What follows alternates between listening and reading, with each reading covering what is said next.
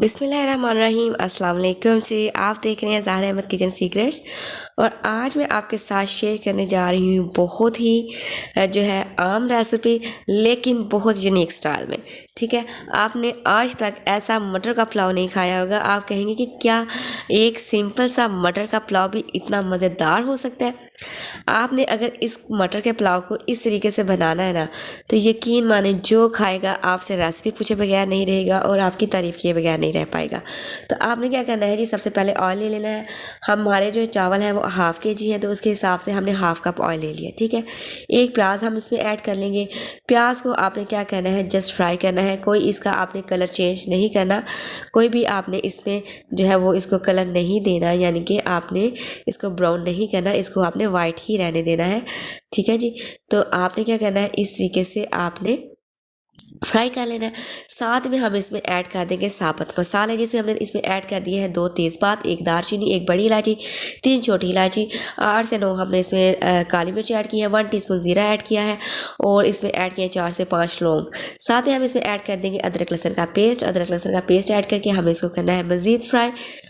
ये देखिए जी, बहुत ज़बरदस्त हमारा जो है वो पुलाव रेडी होने वाला है। साथ में हम ऐड कर देंगे इसमें टमाटर, 1 टमाटर ऐड कर दिया है और 3 से 4 हमने इसमें हरी मिर्ची ऐड कर दी है। तकरीबन आप ये कह सकते हैं कि हम आज मटर की बिरयानी बनाने जा रहे हैं। ठीक है, तो बहुत शानदार मटर का पुलाव आज मैं आपको बनाना सिखाऊंगी।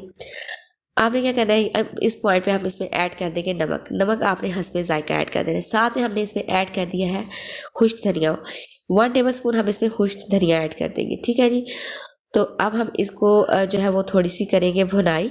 ठीक है, भुनाई करने के बाद हमने क्या करना है, इसमें ऐड कर देने हैं मटर। ठीक है, 1 किलो मटर निकालने के बाद जितने बच जाते हैं वो आपने इसमें ऐड कर देने हैं। मटर को स्टोर कैसे करना है वो मैं आपको पिछली वीडियो में बता चुकी हूँ।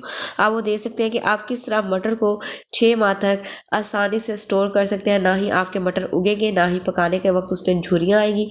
इसमें कुछ भी ऐसा नहीं होगा और आपके मटर एकदम फ्रेश लगेंगे। आप देख सकते हैं कितना ज़बरदस्त मटर का लुक आ रहा है। अब इसमें हाफ़ कप पानी हम डालेंगे और पानी डालने के बाद हम इसको पकाएंगे ताकि जो हमारे मटर हैं वो अच्छे से गल जाए। ठीक है, मटर को आपने गला लेना है पानी डाल के, क्योंकि मटर ज़रा सख्त होते हैं, वो इतनी जल्दी गलते नहीं है, तो उनको आपने क्या करना है, पानी डाल के गला लेना है। ठीक है, जैसे ही हमारे मटर टेंडर हो जाए अच्छे से, हम इसमें ऐड कर देंगे चिकन पाउडर। चिकन पाउडर जो आपके खानों में जान डाल देता है, ठीक है, वो आप घर में ला के रख लें। तकरीबन आपका आसानी से 3 माह निकाल जाएगा। 1 टीस्पून हम इसमें ऐड कर दिया है गरम मसाला, 1 टीस्पून इसमें हमने ब्लैक पेपर ऐड कर दिया है। स्पाइसेस आप अपने हिसाब से कम ज़्यादा कर सकते हैं। अगर बच्चों ने खाना है तो आपने फिर क्या करना है, स्पाइसेस ज़रा कम ही डालनी है, ज़्यादा स्पाइसेस नहीं ऐड करने आपने। तो बहुत अच्छे से इसकी भुनाई करने के बाद अब हम इसमें पानी ऐड कर देंगे। 1.5 गिलास हमारे चावल थे, आधा किलो। ठीक है, तो वो 1.5 गिलास हमारा बना। 1.5 गिलास के हिसाब से 3 गिलास हमने इसमें पानी ऐड कर दिया।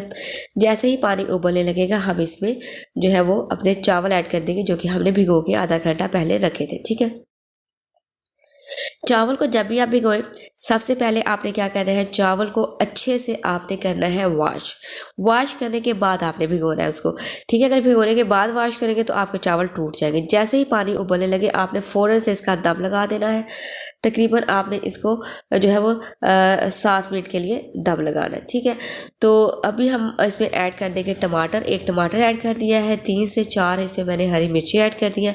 अब मैं इसको लगा दूंगी दम, इसके नीचे रख दूंगी तवा। अगर आपकी दूसरा आम पतीला है, नॉन स्टिक नहीं है, तो आप फिर इसको कपड़े के साथ दम लगाएंगे। इसके प्लेट को कपड़े के साथ कवर करके फिर उसके ऊपर रखेंगे और ऊपर वेट भी रखेंगे। ठीक है, तो ये देखिए जी, 7 मिनट के बाद इसका ऐसा लुक आ रहा है। अब इसमें मैं कलर ऐड कर दूंगी। ठीक है, फूड कलर मैंने ऐड कर दिया, जो कि इसको बहुत खूबसूरत कलर देगा, बहुत खूबसूरत लुक देगा। ठीक है, तो ये देखिए, अब दोबारा से मैं इसको अब कवर कर दूंगी। अब मैंने इसकी फ्लेम ऑफ कर दिया। फ्लेम ऑफ करके मैं तकरीबन इसको 10 से 15 मिनट के लिए जो है वो ऐसे ही रख दूंगी।